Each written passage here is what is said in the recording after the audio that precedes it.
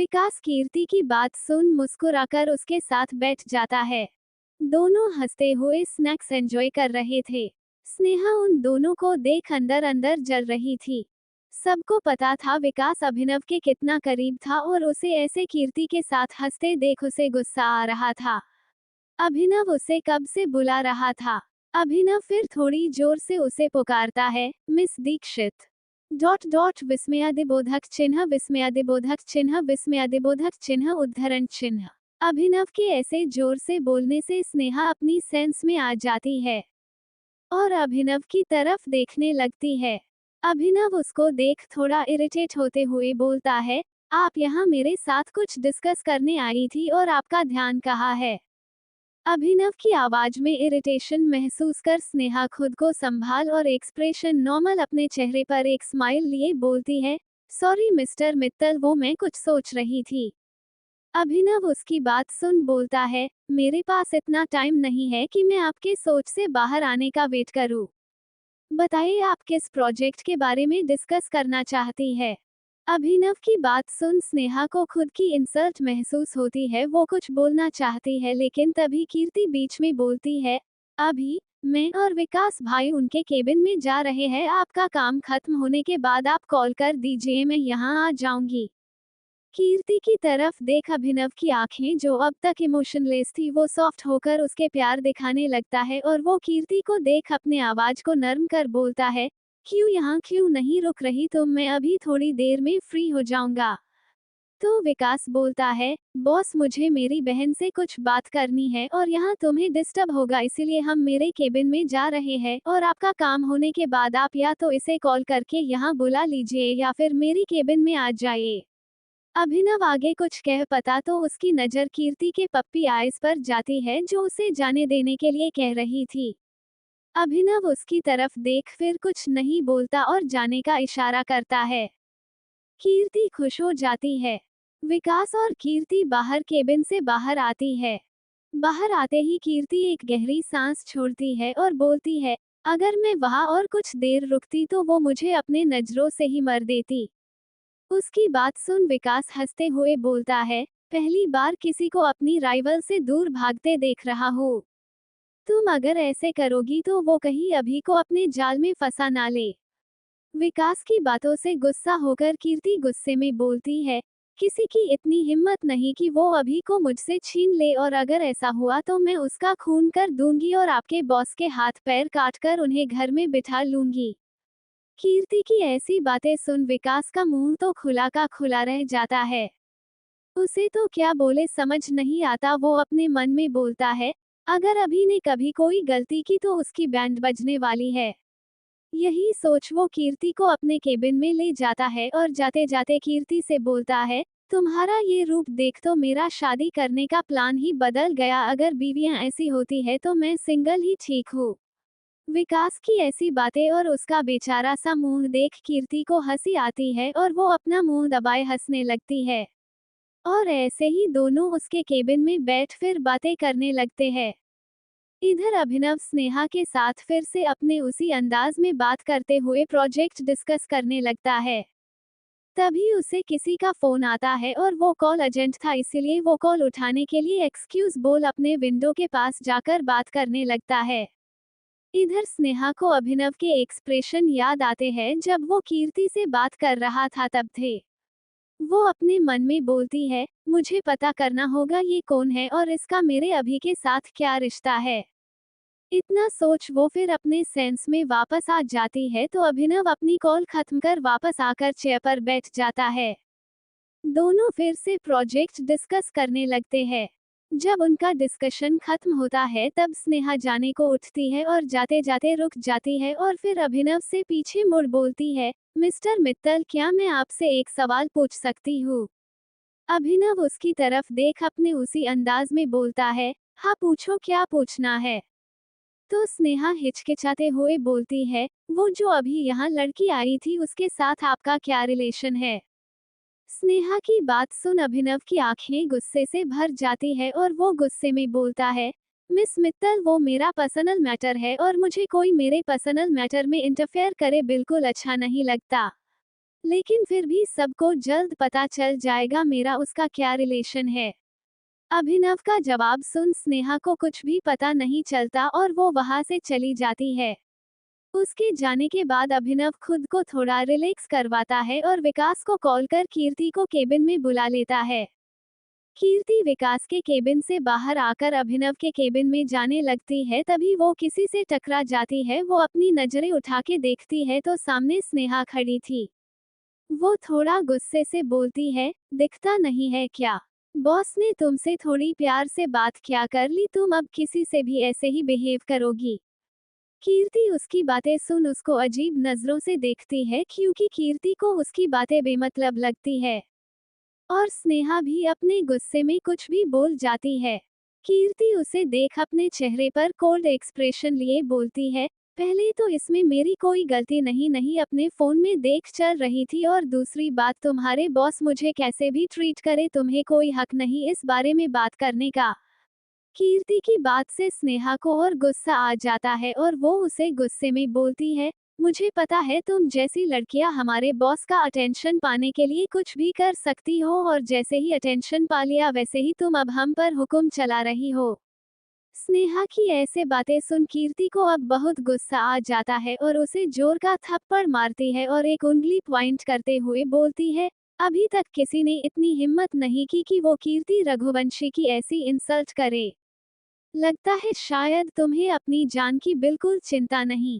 कीर्ति के मुंह से रघुवंशी सरनेम सुन स्नेहा तो सन रह जाती है, उसके अब मुंह से एक भी शब्द ही निकल रहा था, वो तो कीर्ति को आंखें फाड़े देखती रहती है। सबको मालूम था अभिनव और कुणाल का रिलेशन कैसा है, और ये कुणाल की बहन सुन स्नेहा अब डरने लगती है। अभिनव कुछ करे न करे, लेकिन अगर कुणाल को इस इंसिडेंट के बारे में पता चला तो वो स्नेहा को छोड़ेगा नहीं। अपने ऐसे ही शौक में थी कि तभी अभिनव की पीछे से आवाज आती है, कीर्ति क्या रही हो तुम यहाँ, मैं कब से तुम्हारा इंतजार कर रहा हूँ। इतना बोल अभिनव कीर्ति के पास आकर खड़ा हो जाता है। अभिनव को देख स्नेहा अब और ज्यादा डरने लगती है। अभिनव कीर्ति की तरफ देख रहा था तो कीर्ति एक स्माइल के साथ कहती है, मैं आपके ही पास आ रही थी, वो गलती से मिस दीक्षित से टकरा गई तो उन्हें सॉरी बोल रही थी। उसकी बात सुन अभिनव उसे थोड़ा डांटने के लहजे में बोलता है, तुम ना हमेशा गिरती पड़ती हो, कभी अपना ध्यान नहीं रखती। दिखाओ मुझे तुम्हें कहीं चोट तो नहीं आई ना। कीर्ति और अभिनव स्नेहा को पूरी तरह इग्नोर कर अपने में ही मगन थे और उन दोनों को ऐसे देख स्नेहा को जलन होने लगती है। अभिनव कीर्ति को ऊपर से नीचे तक चेक करता है तो कीर्ति बोलती है, अभी मैं ठीक हूँ, आप भी ना छोटी छोटी बातों पर ऐसे रिएक्ट मत करिए। कीर्ति बात पर अभिनव उसे थोड़ा कड़क लहजे में बोलता है, तुमसे जुड़ी कोई बात छोटी नहीं रहती, समझी तुम। उसकी बात सुन कीर्ति के चेहरे पर स्माइल आ जाती है। अभिनव फिर कीर्ति को देख बोलता है, अब चलो, अभी कुणाल का कॉल आया था, उसने हमें उसके विला बुलाया है। तो कीर्ति बोलती है, लेकिन भाई तो ऑफिस में होंगे न, तो उन्होंने विला क्यों बुलाया है? तो अभिनव बोलता है, वो भी विला आ रहा है तो वो हमें वहीं मिलेगा और तभी पता चलेगा कि उसने क्यों बुलाया है। कीर्ति हमें सिर हिलती है, तभी अभिनव का ध्यान वहां खड़ी स्नेहा पर जाता है तो वो उसे देख बोलता है, मिस दीक्षित आप अभी तक नहीं गई। अगर आपको कीर्ति की वजह से चोट लगी है तो सॉरी, ऐसा आगे से नहीं होगा। अभिनव को सॉरी बोलता देख स्नेहा झट से बोलती है, नहीं मिस्टर मित्तल, ऐसी कोई बात नहीं, वो आपने और मिस रघुवंशी ने मुझे जाने की परमिशन नहीं दी, इसीलिए मैं यहाँ खड़ी थी, अगर कोई काम नहीं तो मैं चलती हूँ। स्नेहा को कीर्ति को मिस रघुवंशी बोलता देख अभिनव कीर्ति की तरफ देखे तो कीर्ति सिर्फ अपने कंधे उचका देती है, तो अभिनव कुछ नहीं बोलता और स्नेहा को जाने की परमिशन दे देता है। स्नेहा वहां से झट से निकल जाती है। अभिनव और कीर्ति भी कुणाल के विला के लिए निकल जाते हैं। कुणाल का विला। कुणाल और निशा एक दूसरे की बाहों में सोए थे। कुणाल निशा को धीरे से अपनी बाहों से रिहा कर अपने फोन से किसी को कॉल कर फिर से फोन बेड साइड रख देता है और निशा को ध्यान से देखने लगता है। निशा सोते हुए किसी मासूम बच्चे की तरह दिख रही थी। कुणाल उसके चेहरे को सहलाते हुए अपने मन में बोलता है, चाहे कुछ भी जो कोई तुम्हें चोट पहुंचाने की कोशिश कर रहा है उसे मैं जल्द से जल्द ढूंढ लूंगा और उसे हमेशा के लिए हमारी जिंदगी से दूर कर दूंगा। यही सब सोचते हुए वो निशा के माथे पे किस कर फ्रेश होने चला जाता है। कुणाल जब फ्रेश होकर बाहर आता है तो उसे निशा पिलो को हग किए हुए सोती दिखाई देती है। निशा गहरी नींद में थी इसीलिए कुणाल उसे न उठाने के बारे में सोचता है। निशा उस इंसिडेंट के बारे में ना सोचे इसलिए उसने उसे डिस्ट्रैक्ट करने के लिए ये सब किया था। वो फ्रेश होकर अपने स्टडी रूम में चला जाता है। कुणाल स्टडी रूम में कुछ काम में बिजी था तभी उसके स्टडी रूम का डोर नॉक होता है। कुणाल अंदर आने की परमिशन दे देता है तो एक मेड आकर बताती है कि मिस्टर आरव आए हुए हैं और उसके साथ मिस कायरा और मिस मीरा भी है तो कुणाल उन्हें स्टडी रूम में लाने का बोलता है। वो तीनों को मेड स्टडी रूम में लेकर आती है। कुणाल उन तीनों को ग्रीट करता है। वो सब सोफे पे बैठ जाते हैं तो कुणाल मीरा और कायरा से मॉल में क्या क्या वो सब पूछता है तो वो दोनों सब कुछ बता देती है। तो कुणाल आरव की तरफ देख बोलता है, ये मॉल तुम्हारा है ना तो तुम इस मॉल पैकिंग एरिया की सीसीटीवी फुटेज मॉल के मैनेजर को भेजने के लिए कह दो मुझे देखना है। तो आरव झट से अपना मोबाइल निकाल मॉल के मैनेजर को कॉल कर सीसीटीवी फुटेज भेजने के लिए बोलता है। वो सब बातें कर रहे होते हैं कि तभी अभिनव और कीर्ति भी वही आ जाते हैं। तभी कायरा गुस्से से बोल रही थी, ये सब उस रिया ने ही किया होगा उसे ही पता था कि हम मॉल गए हैं। उसकी बात सुन कीर्ति वहां आते हुए बोलती है, किया होगा नहीं उसी ने किया है मैंने उसे वो गुंडे भाभी पर हमारा कर रहे थे तब वो अपनी गाड़ी में थोड़ी दूर बैठे से सब देखते देखा है। ये सब पक्का उसी का काम है। कीर्ति की बात सुन कुणाल गुस्से से बोलता है, उसे मैं अब दिखाऊंगा कि कुणाल रघुवंशी की बीवी को चोट पहुंचाने की कीमत क्या होती है। कुणाल की बात सुन अभिनव और आरव साथ में बोलते हैं, वो हमारी बहन भी है तो हम भी उसे अच्छे से बताएंगे हमारे अपनों को चोट पहुंचाने का अंजाम क्या होता है। वो सब कुछ डिस्कशन करने लगते हैं तो एक मेड आकर बताती है कि निशा उठ गई है। ये बात सुन तीनों लड़कियां निशा के पास जाती है और ये चारों कुछ प्लान बनाने लगते हैं। निशा फ्रेश होकर अपने रूम में आ जाती है तो देखती है वहाँ कीर्ति कायरा और मीरा है। वो उन तीनों को देख आश्चर्य से बोलती है, तुम तीनों कब आई? तो कायरा मुस्कुराते हुए बोलती है, जब तुम खराटे लेते हुए सो रही थी तब आए हैं। निशा उसकी बात सुन मुंह बनाते हुए बोलती है, मैं खराटे नहीं लेती। उसकी बात सुन सब हंसते हैं।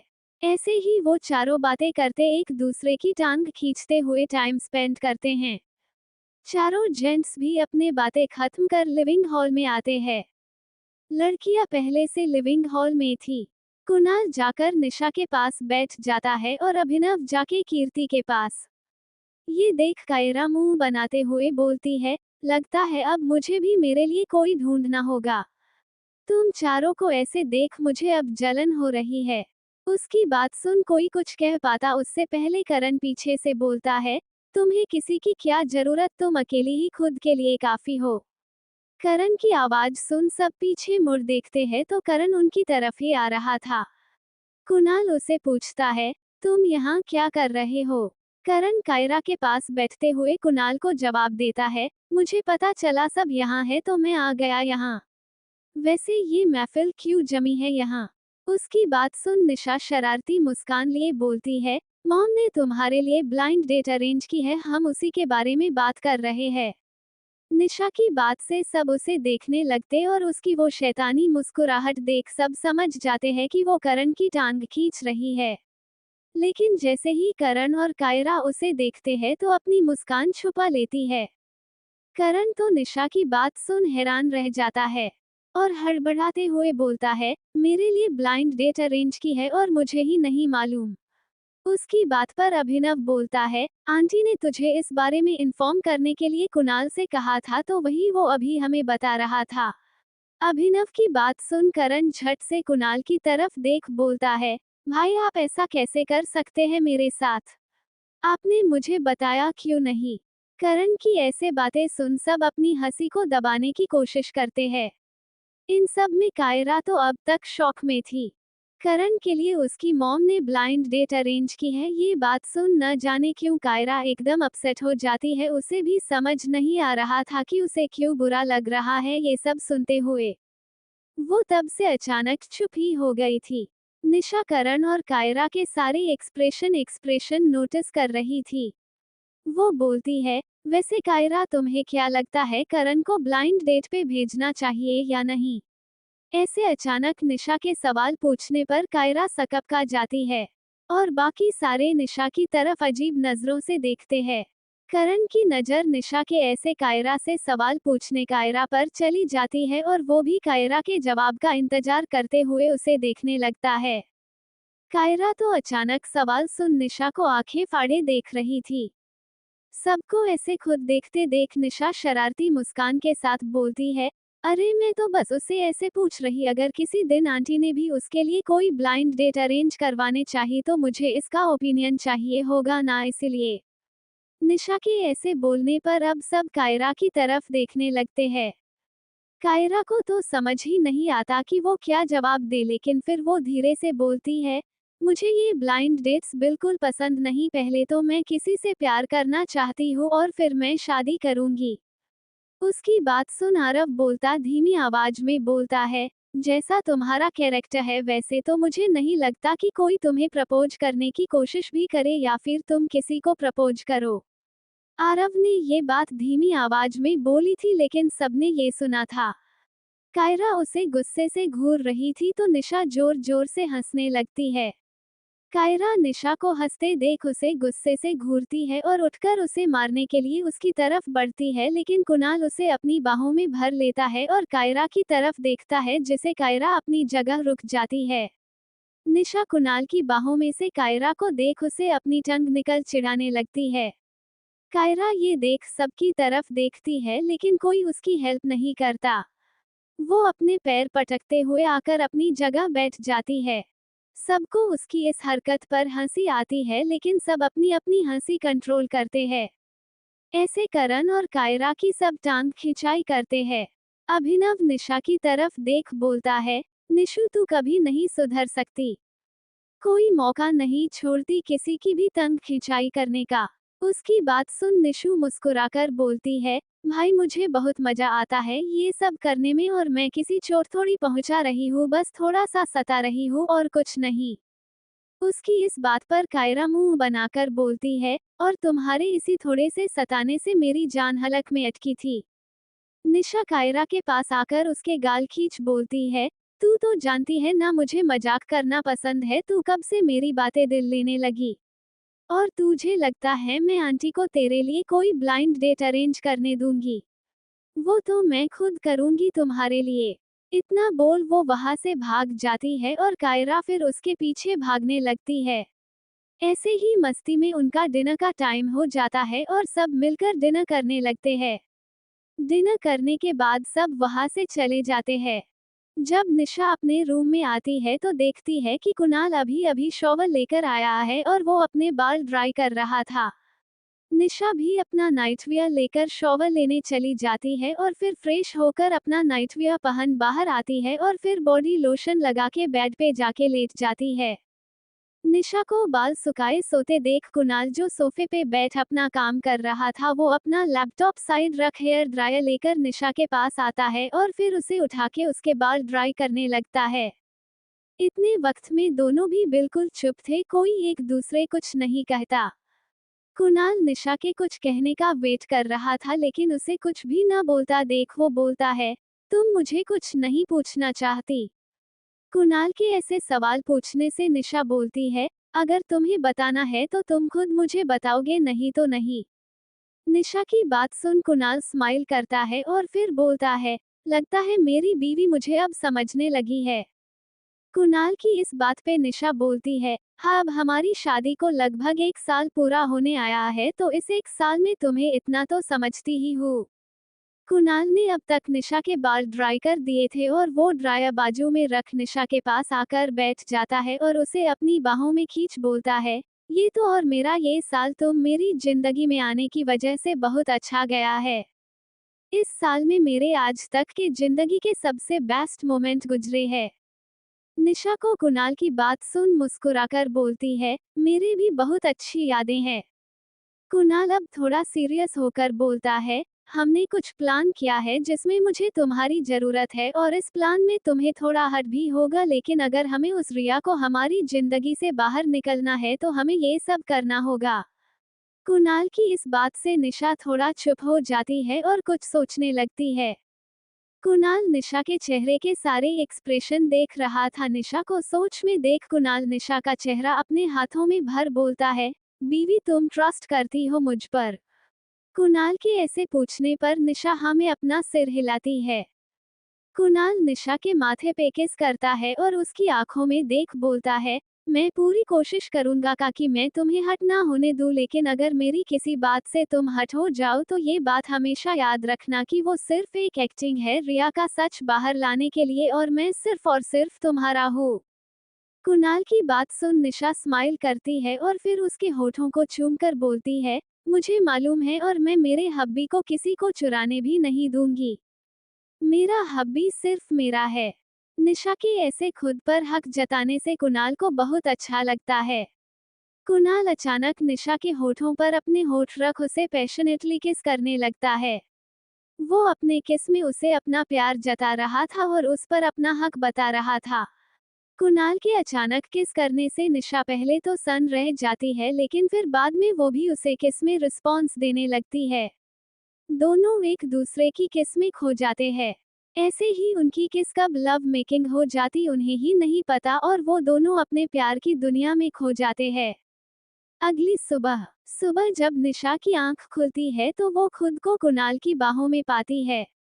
कुणाल आज पहली बार देर तक सो रहा था। निशा धीरे से सिर ऊपर कर देखती है तो उसे कुणाल किसी छोटे बच्चे की तरह दिख रहा था।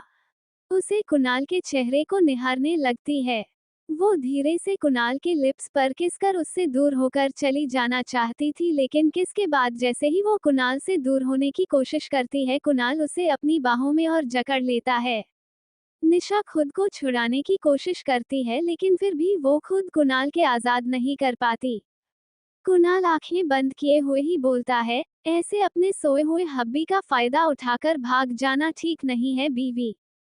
कुणाल की आवाज सुन निशा झूठा गुस्सा दिखाते हुए बोलती है, तुम जाग रहे थे लेकिन फिर भी सोने का नाटक कर रहे थे। तुम ना बहुत बुरे हो। मुझे तुमसे बात ही नहीं करनी। इतना बोल निशा वहां से जाने लगती है तो कुणाल झट से निशा को अपने ऊपर खींच लेता है और उसे प्यार से बोलता है, मुझे तुम्हारी यही अदा तो बहुत पसंद है। तुम गुस्से और ज्यादा हॉट लगती हो और जब तुम हॉट लगती हो तो मुझे तुम्हें इसी बेडरूम में मेरे साथ डॉट डॉट विस्मयादिबोधक चिन्ह विस्मयादिबोधक चिन्ह विस्मयादिबोधक चिन्ह उद्धरण चिन्ह। कुणाल आगे कुछ बोलता उससे पहले ही निशा ने उसके मुंह पर अपना हाथ रख दिया था और वो उसे अपनी आंखें बड़ी बड़ी किए देख रही थी। निशा कुणाल की थोड़ा चिढ़ते हुए बोलती है, तुम कभी भी कुछ भी बोलने लगते हो। तुम्हें इस टॉपिक के अलावा कुछ याद रहता भी है कि नहीं? निशा की बात सुन कुणाल निशा का हाथ अपने मुंह से हटाते हुए बोलता है, वो क्या है ना, मेरी बातों से मेरी बीवी को बहुत ज्यादा शर्म आती है और उसके बाद जो उसके गालों पे लाली आती है उससे उसकी सुंदरता और निखर जाती है, जिसे मुझे उस पर बहुत प्यार आता है, इसीलिए तो मैं उसे हमेशा ऐसे चिढ़ाता हूँ। कुणाल की बातों से अब निशा का गला और कान भी लाल हो चुके थे और वो चुपचाप अपनी नजरें नीचे किए बैठे थी। कुणाल उसे ऐसे देख धीरे से उसके कान के पास जाकर उसके ईयरलोब को चूमकर अपनी सर्द आवाज में बोलता है, बीवी अगर तुम ऐसे ही मेरे सामने शर्माने लगोगी तो मैं मेरे ऊपर कंट्रोल खो दूंगा और फिर हम दोनों आज पूरा दिन इस बेड बाहर नहीं निकल पाएंगे। कुणाल की बात से फिर से निशा आंखें बड़ी किए उसे देखती है और फिर उसकी बाहों से झुककर जल्दी से बाथरूम की तरफ चली जाती है और जाते जाते कुछ बड़बड़ाती जाती है। कुणाल निशा के ऐसे बिहेव को देख हंस देता है और फिर खुद उठकर दूसरे बाथरूम में फ्रेश होने चला जाता है। जब निशा फ्रेश होकर बाहर आती है तो देखती है कि कुणाल ऑफिस के लिए रेडी हो रहा है। वो भी वार्डरोब में जाती है और फॉर्मल कपड़े पहन आती है। तब तक कुणाल रेडी होकर सोफे पे बैठ कुछ काम कर रहा था। निशा भी थोड़ा मेकअप कर और अपने बालों की हाई पोनी बनाकर ऑफिस के लिए रेडी हो जाती है। कुणाल निशा को रेडी देख बोलता है, क्या बात है, आज तो मेरी बीवी बहुत ही हॉट लग रही है। कुणाल की बात का जवाब देते हुए निशा भी बोलती है, क्या बात है, आजकल मेरे हब्बी भी ज्यादा ही फ्लर्ट कर रहे हैं। निशा का ऐसा सवाल सुन कुणाल अपने दिल पर हाथ रख बोलता है, अब क्या करे, जिसकी बीवी इतनी हॉट एंड ब्यूटीफुल हो उसे तो अपने बीवी के साथ फ्लर्ट करना बनता है। कुणाल की बात पर निशा का मुंह बन जाता है और वो अपनी आंखें रोल कर वहां से जाने लगती है, तो कुणाल भी उसके पीछे आकर उसका हाथ पकड़ता है और उसे बोलता है, चलो साथ में ब्रेकफास्ट करते हैं। निशा भी कुणाल की बात पे सिर हिला देती है और फिर दोनों साथ में नीचे चले जाते हैं। कुणाल और निशा साथ में ब्रेकफास्ट करते हैं। ब्रेकफास्ट होने के बाद कुणाल निशा को देख बोलता है, क्या तुम आज के लिए रेडी हो? कुणाल का सवाल सुन निशा हाँ में सिर हिलाते हुए बोलती है, डोंट वरी, मैं पूरी एक्टिंग अच्छे से करूंगी। अपने बीवी को कम मत समझना, मैं किसी एक्टर से कम नहीं हूँ। इतना बोल वो कुणाल को आई विंक करती है। निशा को इतना बेफिक्र देख कुणाल उसके माथे पे किस कर बोलता है, मैं तुम्हें बहुत मिस करने वाला हूँ बीवी। उसकी बात सुन निशा बोलती है, लेकिन मैं तुम्हें बिल्कुल मिस नहीं करूंगी, मैं अपने एक्स बॉयफ्रेंड के पास चली जाऊंगी। निशा की बात सुन कुणाल निशा को कमर से खींच अपनी तरफ कर बोलता है, तुम किसी के पास नहीं जाओगी, तुम सिर्फ मेरी हो। इतना बोल कुणाल निशा के होठों पर रफली किस करने लगता है, जैसे उस पर अपना हक जाता रहा हो। निशा भी कुणाल को किस करने दे रही थी। कुणाल के किस में प्यार के साथ साथ उसका गुस्सा भी दिखाई दे रहा था। निशा भी उसे किस करने लगती है और किस के साथ उसके होठों को बाइट भी करती है, जिसे कुणाल की आह निकलती है। जब निशा को महसूस होता है कि कुणाल की होठ से खून निकल रहा है, तब वो उसके होठों को बाइट करना छोड़ सक करने लगती है। अब तक कुणाल की भी गुस्सा कम हो गया था और अब वो निशा जो वो करना चाह रही थी वो करने देता है। निशा कुणाल के होठों को सक करने लगती है और साथ ही साथ लीक भी करती है। जब निशा को सांस लेने में तकलीफ होती है तब वो कुणाल को छोड़ देती है और फिर उसके निचले होठ को जहां उसने कुणाल को बाइट किया था वही अपने अंगूठे से सहलाते हुए कुणाल से बोलती है, तुम्हारी इन होठों को किस करने का, बाइट करने का हक सिर्फ मुझे है, इसलिए इन्हें किसी को छूने मत देना। निशा को खुद के लिए इतना पजेसिव देख कुणाल मुस्करा देता है और हाँ में सिर हिलाता है। कुणाल और निशा आज ऑफिस अलग गए थे। निशा जब ऑफिस पहुंचती है तब उसे वहां रिया बैठे दिखाई देती है। निशा रिया को देख उसे पूरी तरह इग्नोर कर वहां से अपने केबिन की तरफ जाने लगती है। निशा को अपने केबिन की तरफ जाते देख रिया निशा के सामने आकर अपने चेहरे पर एरोगेंट स्माइल लिए बोलती है, हाय मिस निशा। निशा सिर्फ अपना सिर हिला देती है लेकिन उसे कुछ नहीं बोलती और आगे बढ़ जाती है, लेकिन रिया उसे रोकते हुए बोलती है, तुम जानती हो मुझे ये किसने बुलाया है? उसके इस बात पर भी निशा कुछ नहीं बोलती और उसकी तरफ बिना कोई एक्सप्रेशन देखने लगती है। निशा को कुछ ना बोलता पाकर रिया आगे बोलती है, मैं ही बता देती हूँ, मुझे ये कुणाल ने बुलाया है। वो मुझसे मिलना चाहता है, मेरे साथ कुछ बात करना चाहता है। निशा उसे कुछ बोलना चाहती थी लेकिन फिर खुद को कंट्रोल कर वो बिना कोई बात बोले वहां से अपने केबिन में चली जाती है। रिया निशा पर अपनी किसी बात का असर ना होते देख उसे गुस्सा आता है, लेकिन वो खुद को शांत कर एविल स्माइल कर देती है। निशा के केबिन में जाते ही लिफ्ट का डोर ओपन होता है और कुणाल, अमित और अभिनव बाहर आते हैं। रिया जब कुणाल को देखती है तो उसकी मुस्कुराहट और डीप हो जाती है, लेकिन जब उसकी नज़र अभिनव पे जाती है तो वो कंफ्यूज हो जाती है कि कुणाल ने अभिनव को यहाँ क्यों बुलाया है। लेकिन थोड़ी ही देर वो अपने एक्सप्रेशन को नॉर्मल कर कुणाल की तरफ एक स्वीट स्माइल लिए देखती है। कुणाल भी उसे देख एक फेक स्माइल दे देता है।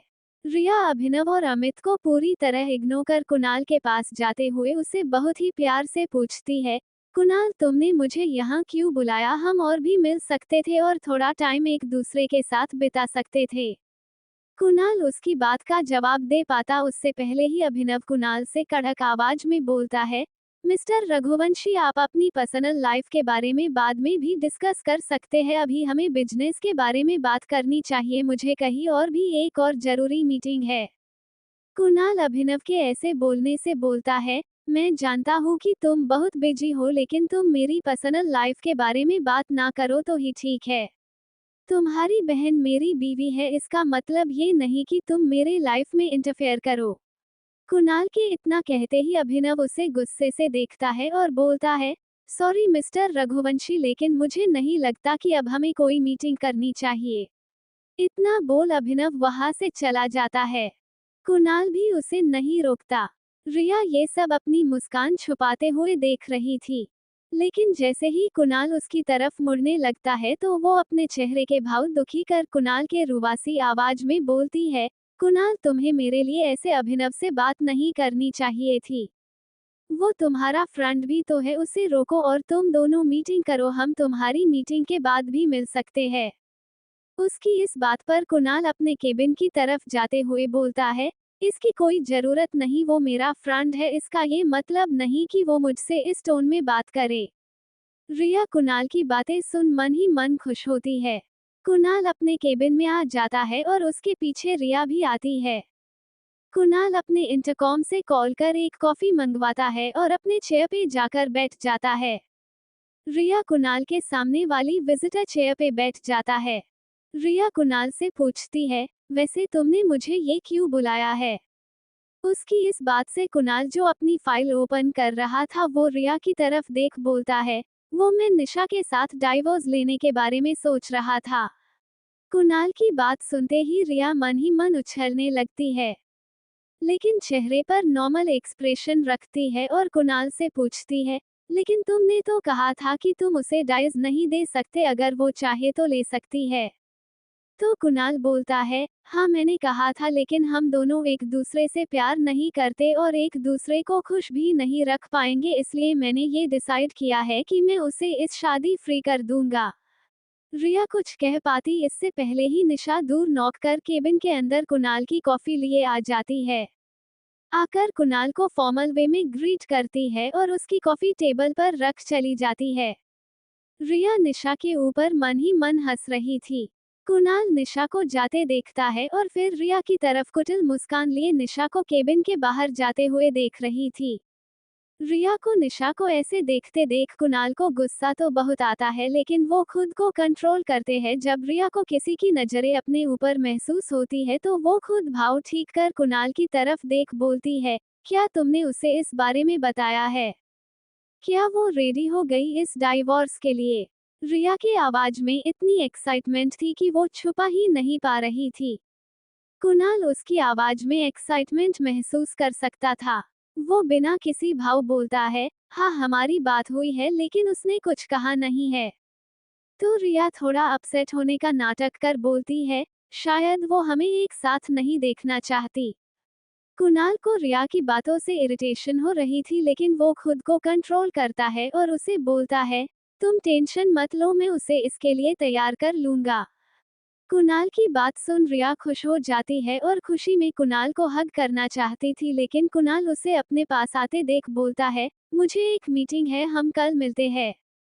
कुणाल की बात सुन रिया थोड़ा अपसेट होती है क्योंकि उसे सब कुछ जल्दी करना था। वो कुणाल को कुछ कहना चाहती थी, लेकिन कुणाल वो कुछ बोले उससे पहले बोलता है, रात को मुझे निशा को डाइवोर्स के लिए मनाना है, इसलिए मैं तुम्हें डिनर के लिए नहीं मिल सकता।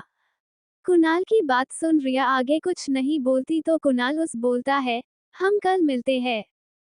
वैसे मैं डाइवोर्स के बाद तुमसे जल्द से जल्द शादी करना चाहता हूँ। कुणाल की बात से रिया एक्साइटेड होते हुए बोलती है, ठीक है, तुम तुम्हारी बीवी से डाइवोर्स ले लो, हम फिर जल्द ही शादी करेंगे। तो कुणाल भी हमें सिर हिला देता है। रिया कुणाल की केबिन से खुशी खुशी चली जाती है। रिया के जाते ही कुणाल निशा को इंटरकॉम से कॉल कर अपने केबिन में बुलाता है। निशा कुणाल के बुलाने से उसके केबिन का डोर नॉक कर फिर अंदर आ जाती है। जब वो कुणाल के टेबल की तरफ देखती है तो उसे कुणाल वहां दिखाई नहीं देता। टैब उसे दूर लॉक होने की आवाज आती है, वो पीछे मुड़ने को होती है कि उसे कुणाल उसे अपनी बाहों में भर लेता है। निशा कुणाल की बाहों से छूटने की कोशिश करती है, लेकिन कुणाल उसे टाइट हग करते हुए बोलता है, इतनी जल्दी पीछा नहीं छूट सकता बीवी। कुणाल की बात सुन निशा मुंह बनाते हुए बोलती है, तुम तो अभी अपनी लवर के साथ थे, तो अभी मुझे क्यों बुलाया?